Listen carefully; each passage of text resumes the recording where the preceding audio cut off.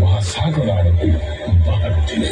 ବୋଇତ କୁହାଯାଉଥିବା ଏହି ନୌକା ସମୁଦ୍ରର ଲହରୀରେ ପହଁରି ପ୍ରତିବର୍ଷ କାର୍ତ୍ତିକ ପୂର୍ଣ୍ଣିମାର ପବିତ୍ର ରାତ୍ରିରେ ଦୂରକୁ ବାହାରି ଯାଉଥିଲା।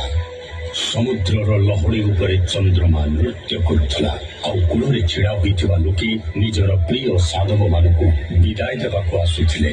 ସାଧବ ବୋହୂମାନେ ଗୀତ ଗାଉଥିଲେ।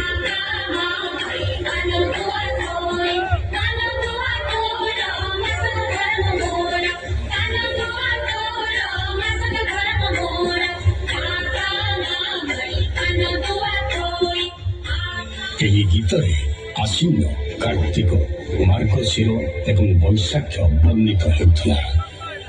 କାର୍ତ୍ତିକରେ ବାହାରୁଥିଲେ ଆଉ ବୈଶାଖ ଫେରୁଥିଲେ। ଯିବା ପୂର୍ବରୁ ଏମାନେ ନିଜ ନୌକାରେ ଦୀପ ଜଳାଇ ପାନପତ୍ର ଏବଂ ଗୁଆ